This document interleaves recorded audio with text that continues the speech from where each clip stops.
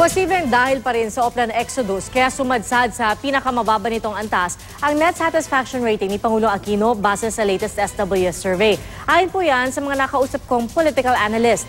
Nag-negative pa yan sa Luzon kaya nahatak ang kabuang ratings.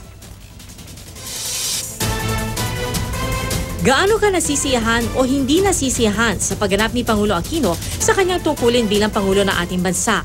Isa ito sa mga tanong na ibinato ng Social Weather Station sa SWS sa 1,200 respondent ng kanilang pinakahuling survey na isinagawa nito lamang March 20 hanggang 23 at unang inilathala sa pahayagang Business World. 47% ng mga sumagot sa survey ay nagsabing nasisiyahan sila sa trabaho ng Pangulo, habang 36% nagsabing di sila nasisiyahan at 17% undecided o di makapagsabi, kaya ang resulta, positive 11 net satisfaction ratings sa Pangulo. Bagamat nasa positibong level pa rin, base sa datos ng SWS, ito na ang pinakamababang net satisfaction rating ng Pangulo mula nang siya'y maupo bilang presidente. Mas mababa ito ng 28 puntos sa net satisfaction ni Pinoy noong Disyembre lang.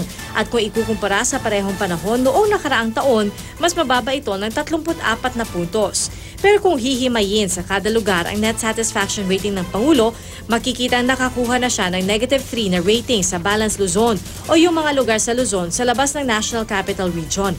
Mula yan sa positive 39 noong Disyembre lamang. Pinakamataas naman ang nakuha niyang rating sa Visayas. Isinagawa ang survey halos 2 buwan matapos ang insidente sa Mama Sapano at mahigit 1 linggo lang matapos ilabas ng PNP Board of Inquiry ang report nila tungkol dito. Paniwala ng ilang political analyst, ito ang pangunahing dahilan kung bakit bumaba ang rating ng Pangulo. Hindi naman surprising kasi may mga lumabas ng naunang survey na nagpapakita na talagang bumababa ang satisfaction and trust rating ng presidente. Yung dramatic decline is really a result of the Mama Sapano problem that he has encountered and his inability to answer the questions that the public is asking. Dahil sa laki na ibinagsak ng net satisfaction rating ng Pangulo, mahihirapan na raw siyang maibalik ito sa dati bago matapos ang kanyang termino, ayon kay De Vera. At kung di mapipigilan ang pagbagsak nito, posibleng maapektuhan pati ang magiging pambato ng Pangulo sa 2016 presidential elections. Pero dahil mahigit 1 taon pa bago mag-eleksyon, meron ding naniniwalang pwede pa itong magbago at kaya pa ng Pangulo na mag-endorso ng winning candidate sa 2016. This is a drop that is very specific to an event that in 1 year's time will no longer loom so large in the minds of people.